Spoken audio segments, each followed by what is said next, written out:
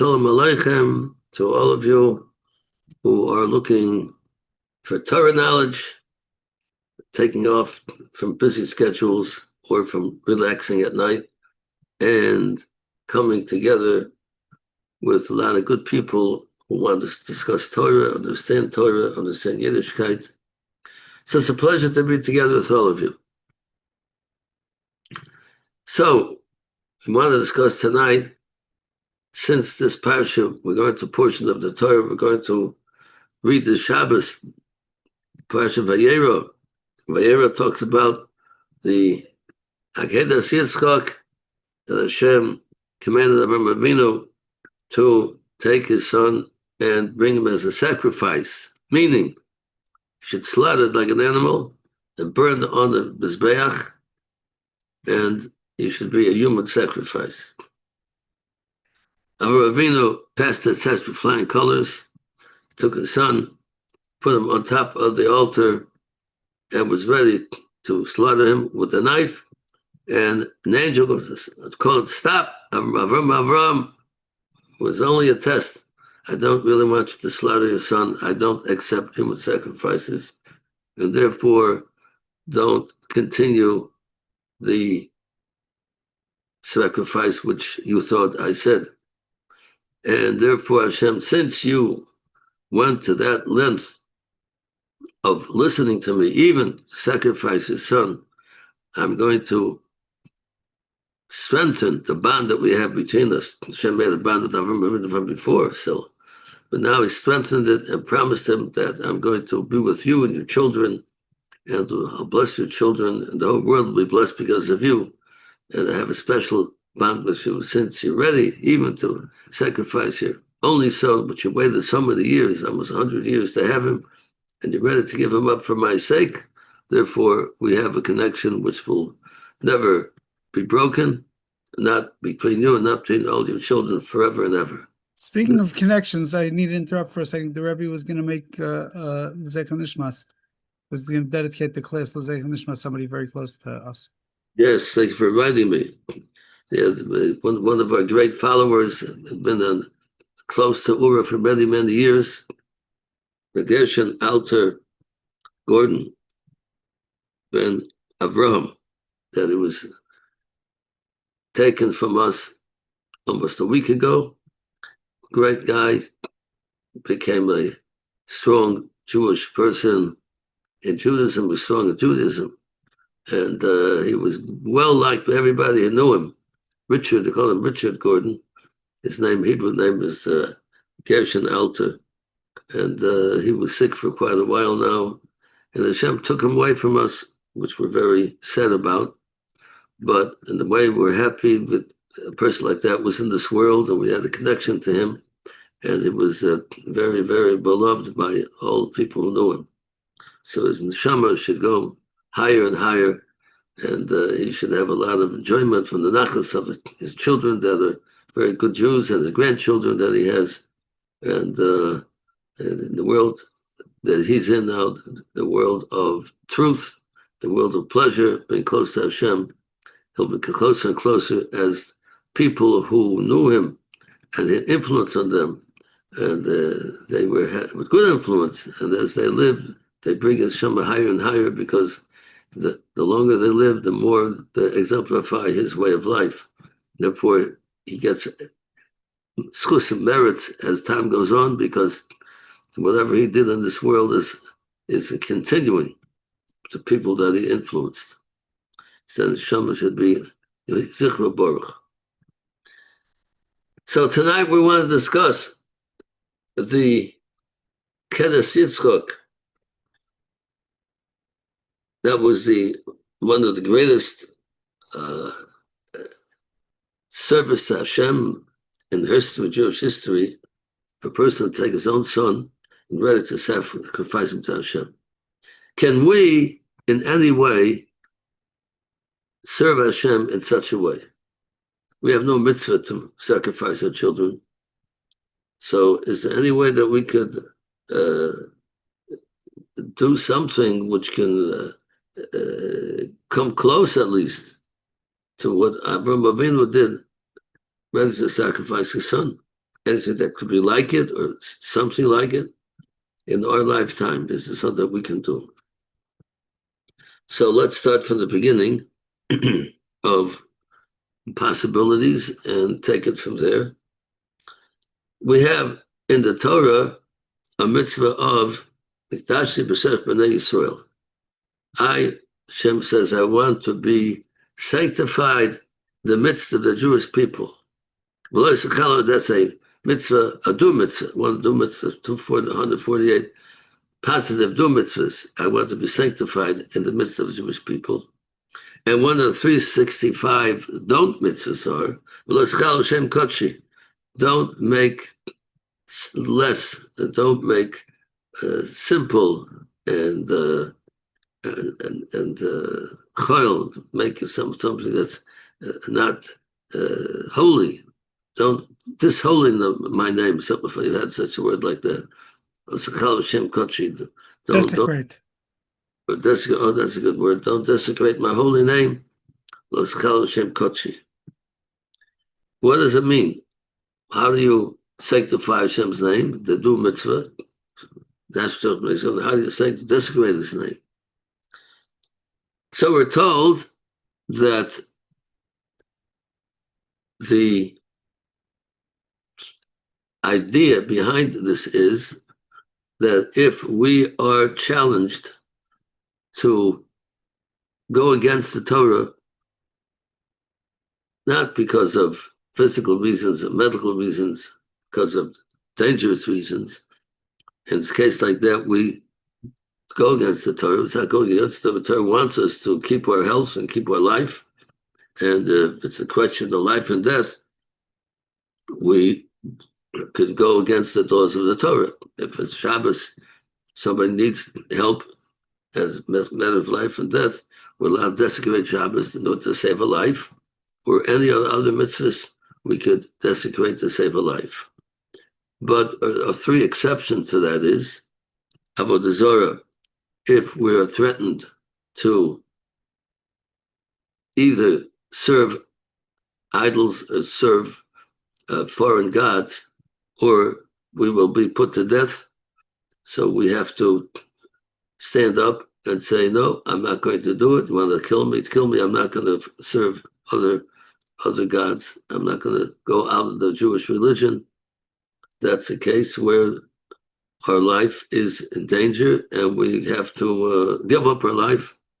So that would be, if we had that experience, we'd say, well, we did like Avraham Avinu, we're ready to give up our life. A lot of Jews over the generations, thousands of Jews gave up their life to keep the Torah. The story of Hanukkah, Jews were burned at the stake and they were killed. They didn't want to go after the Greek culture. Other way that we have to give our life is if somebody says, either you kill him or I'll kill you.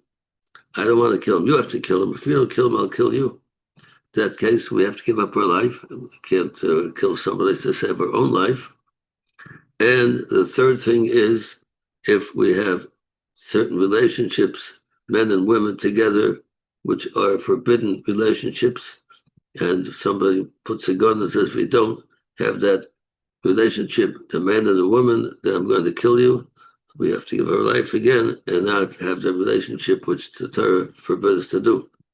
So those are three cases where we would have an opportunity to give our life for the sake of Hashem and show our true love to Hashem, that we're willing to give up our life, called Mesiras Nefesh. We call that Mesiras. We're giving over our Nefesh. The Nefesh has two connotations to it. Nefesh, it means life, give our life, and also Nefesh means will, the will of to do something. We want the will to do. We give up our will, but the person wants to be alive, person wants to be function and have a happy a life of success, and that's our will. We give up our will, whatever you want to have, all the reasons we want to live, and all the things we look forward to living. And but if it comes to we have to go against the Torah. These three sins that a person is threatened with, he has to give up his life, nefesh, his will, and his life. He has to give up for Hashem, and not to transgress and do any of these three averos. Well, this is one way which we could say we could copy Avraham Avinu. He's willing to give up his son's life, which maybe it's harder to do that. We go back and forth, discuss what's harder to do. But once we're able to talk about giving up life, this would be a way that we would be able to show our love for Hashem. But usually, how often a person comes to a thing like that, it's not a usual thing that most people in their lifetime don't have that opportunity to show the love to Hashem, be threatened by a non-Jew to serve idols or to kill somebody else or to relate, have a relationship with a forbidden relationship, man and woman. Most of the Jewish people don't have the opportunity to show the love to Hashem in those three ways. Going a little further, if the non-Jew wants to get a Jewish person to go against his religion, first three cases he doesn't want to go into religion, just want for whatever reason, he wants him to do those things. But he says to him, listen, I want you to cook for me on Shabbos, because I want to show you that you're not going to keep your laws of the Torah. I want to show you that you're going to go against the Torah, and therefore I want you to cook for me, or any other of the laws that I want you to steal for me, or I want you to wear a shatnez, wool and linen together, because I want to show you, want to get you to show that you're going against the Torah, against your God. If that's the case, then we have to give our life for that also, because trying to get us to show we're not keeping the Torah, want to show we're going against our religion. Is there any type of law, even a Jewish type of custom that they do, in certain cases, we have to give our life for that also, and not let the non-Jew force us to go against the Torah in any law, whatever it is, whether it's like I said, not to keep Shabbos or to wear certain clothes that are forbidden, or go against any of the holidays. So that would be also an opportunity for us to show our love for Hashem, our love for Judaism, and say to the goy, you can do whatever you want, but I'm not going to do what you want me to do. I'm going to keep the Torah, and even though if a person would have to have non-kosher food in order to cure sickness, or he has to cook on Shabbos to take away sickness to be permitted, and we have to do it. But if it comes to show that he's not Jewish, there's not sure he's not Jewish. He's doing it for his health. He needs it to live. But it's being threatened, and I want you to show you're going against your religion and any of these mitzvahs of the Torah, then the person has to give up his life and not go against the Torah. So that would be also a case where we would be able to show our serious nefesh, to give over our life or our will, our whole purpose and our future of all the plans that we have, serious nefesh, and give our life up for Hashem. That would be an opportunity for us to show our love for Hashem in that way also. But again, it's not very often that we come up against such threats like that to show our love to Hashem. So, of course, we're supposed to think that we're ready to do it. And when we say Kriyat Shema every day in the morning, Shema Yisrael Hashem Hashem Echad, the special words of the Jewish nation, Shema Yisrael, that we have a mitzvah to say it in the morning, mitzvah to say it at nighttime, and we're supposed to take upon ourselves that right after we say that pasuk, that if I had the opportunity, if I met up with, such a threat from a person that you better not keep Shabbos or I'll kill you, I'm ready to be killed. I'm not going to listen to him. So we're supposed to think to ourselves and take upon ourselves every morning when we say that, every night when we say it, that we're supposed to take upon ourselves. Yes, I'm sure Hashem like Hashem Echad. Hashem is my king, Hashem is my master, and I will not go against him. And even if it means a threat to my life, I'm not going to go against the Torah. If somebody's trying to keep me from keeping the Torah, I'm not going to fall for that, and I'll give my life instead. So we have to think about it and be ready and take upon ourselves that if that's the case, I'm ready to give my life to Hashem, I'm ready to Mesiras Nefesh. Okay, but there's another way of our showing that our feelings and our plans are up to being foiled and not kept by listening to the Torah. Mesiras Nefesh. It's not to the extent that we're talking about now, but it's to a great extent that we it's called Mesiras Nefesh. And that is, since we're translating Mesiras Nefesh, we're giving up our will, giving up our plans, giving up something, sacrifice.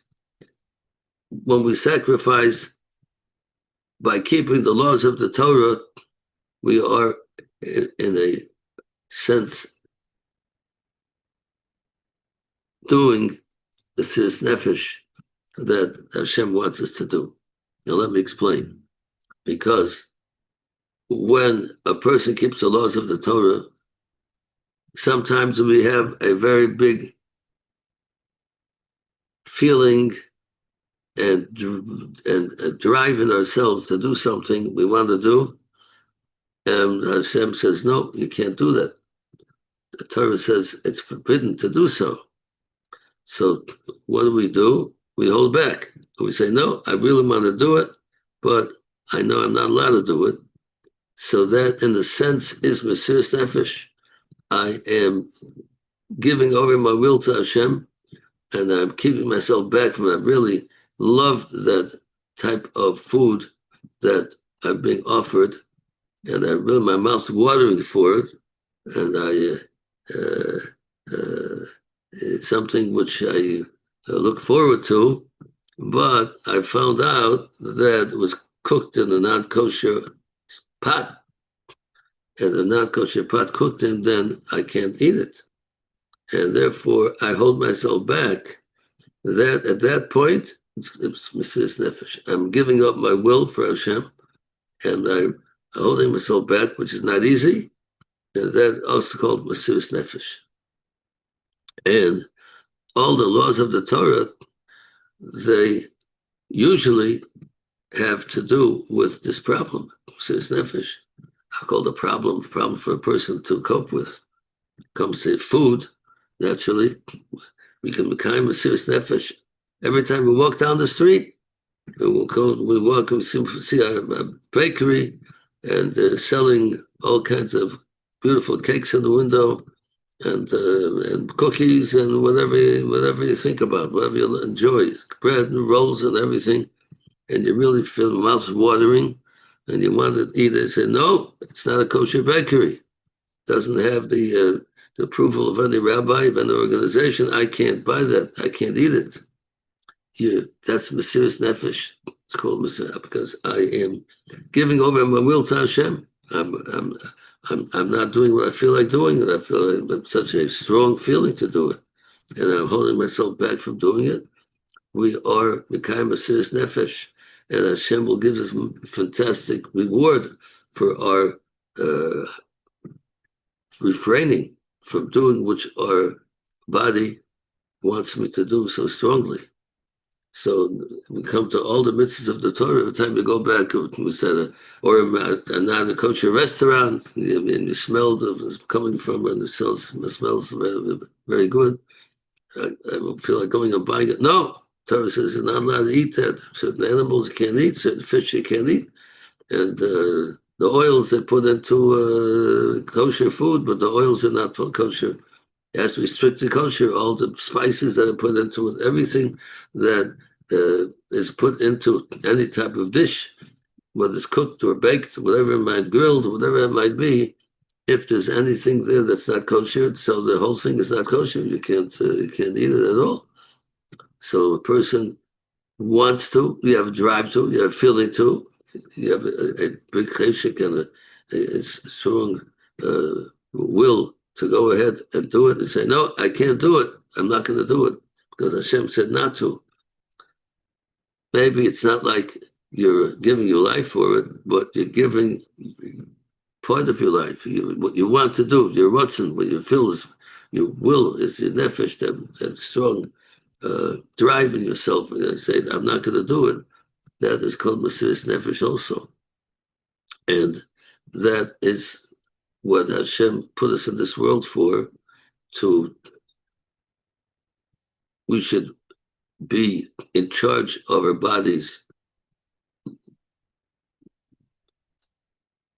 things that our body's craving for, that we have to be in charge and not our body in charge of what we do.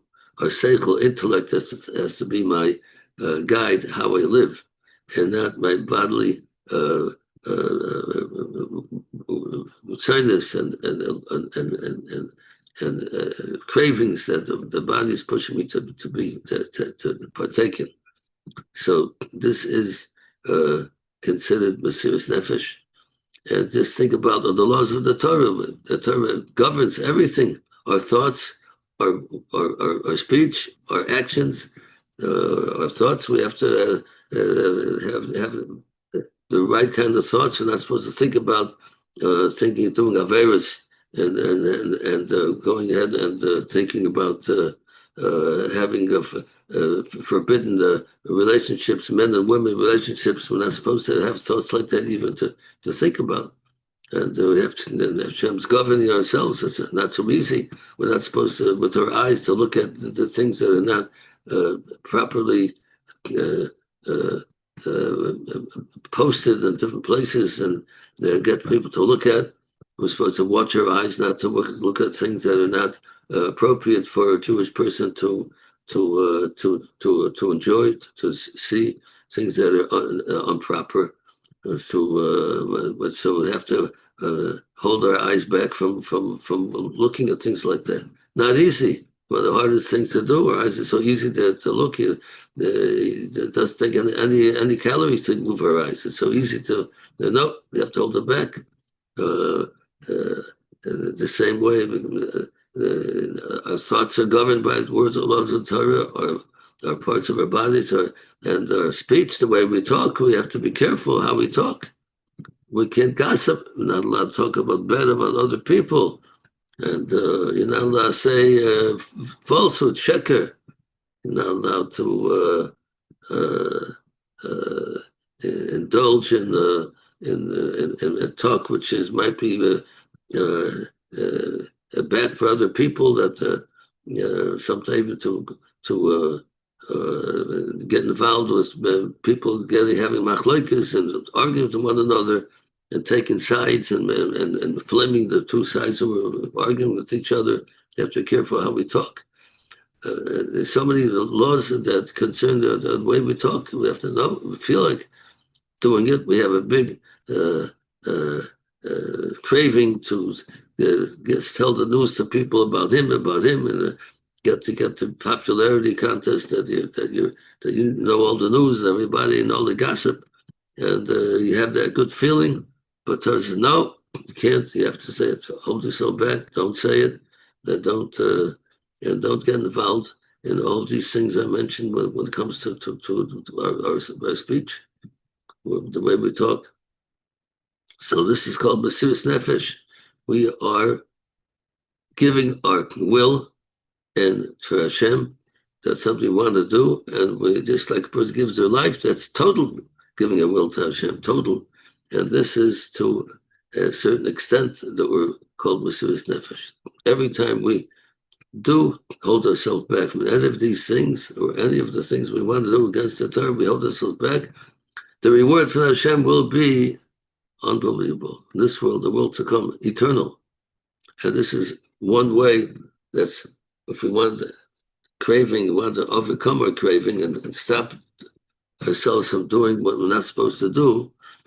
One way is to think about this itself, to say, look, if I stop, I'll get a lot of reward from Hashem forever. If I go ahead and eat that forbidden thing, I'll enjoy it for about a few minutes, and it's over, finished.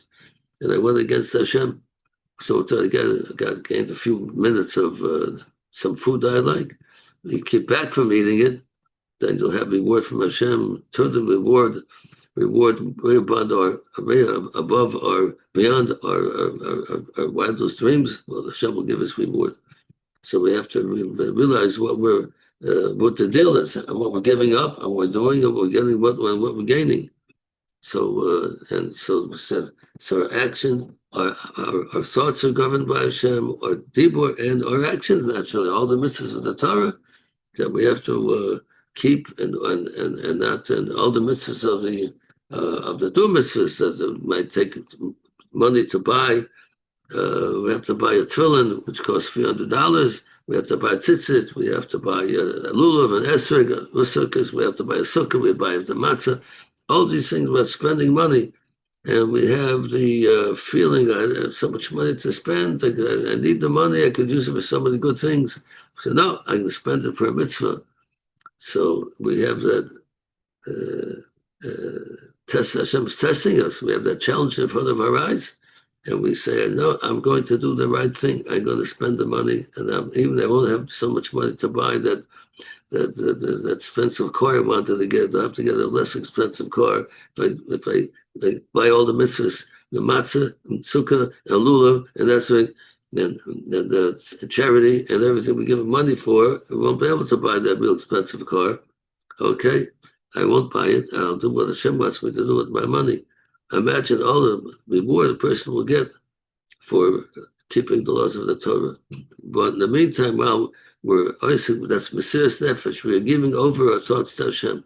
We have our plans and the thoughts we want to do, and we say, no, I'm going to give out to Hashem. I'm refraining from doing those things I felt like doing. So we have every day of our life so many opportunities to fulfill this mitzvah of Hashem. And this is Mekadosh Hashem. We're sanctifying God's name because we're going against what we feel like doing, what our inner emotions are pushing us to do. They say, no, Hashem told me not to do it. No, therefore I'll listen to Hashem. That's sanctifying God's name. He's making himself holy, making him special in our life. And we have the opportunity to fulfill this mitzvah, and not to the extent of giving our life, which sometimes comes up, but we could have the way of doing it, sacrificing our inner cravings and those things that our body and our thoughts are trying to get us to go ahead and do, and we keep back from doing it. So this is something which we have to realize that a whole day, from morning to night, we're faced with these challenges. As soon as the phone rings, who's on the phone? What do they want to talk about? You meet your friend first thing in the morning. What do you talk about? A whole day, you've other people. What are you talking about? Are we going to control ourselves and not gossip or not? Are we going to be careful of what we eat? Are we careful of all these things? What we're careful about.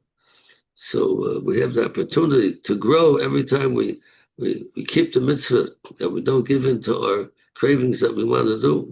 We go to a higher step, or closer to Hashem, and the feeling of Hashem is greater than all types of mundane, earthly, physical feelings that we want to have. It's all considered like it's nothing compared to the feeling that Hashem, that we, at the time, what we of a satisfaction that we overcame the craving that we have. But certainly the reward that a person will get in this world and the world to come will outdo the pleasure that person gets from going against the laws of the Torah. So this is, we started with the candid Yitzchak this week. Parsha Hashem told Avraham Avinu to take his son for a sacrifice. We might come to those challenges in our lifetime, but certainly the daily challenge of doing all these things that we feel like doing and holding ourselves back, we become great people, holy people, close to Hashem. And that should be something that we should cherish and feel that we want to be able to live like a Jew and be close to Hashem. And the whole day we have this opportunity. If we counted up the opportunities, it's almost impossible to count up. There's come to want to study Torah every day. So we have to pull ourselves away from whatever other things that are taking up our time and our energies, and so we study Torah instead. Every word of Torah, we're getting a mitzvah of studying Torah. So a person could, from the time we get up in the morning and we think about Hashem, all the mitzvahs of Hashem to think about, believing in Hashem, we have the day from morning to night, we have mitzvahs. Believing there's Hashem in the world is a mitzvah. Believing Hashem is making the world go around is a mitzvah. That we get to pray to Hashem, praying is a mitzvah. And then we sit down to eat breakfast. We eat a kosher breakfast and we're having a mitzvah. We go to people that are going to make a living. So they go into their office to make a living, but they put in what they're supposed to. They don't take off time and talk and they're getting paid for working, so they have to put all the time into it. Every time they say no, they get into shmooze, some of the workers get into conversation, they take away time from. So no, I'm going to keep. I'm not going to take money from my boss if I don't put a full day's work in. So what kind of a mitzvah comes to lunch again? The mitzvah of eating of kosher food. I mean, it's unbelievable. A person from the time to go to sleep, to come home, and all the challenges we have of different things on the way home, who people are going to talk to, then how we'll treat our children, how to treat our spouse, to do it in the right way, with chesed, do it with kindness. A person has a chance to grow. It's countless amount every day how we can grow if we stand up to the challenges. We feel like doing one thing, but we do the right thing. We're giving over our will to Hashem, and we stand up to all the challenges. So this is something, if we think about, it's absolutely amazing how a person could grow and come close to Hashem.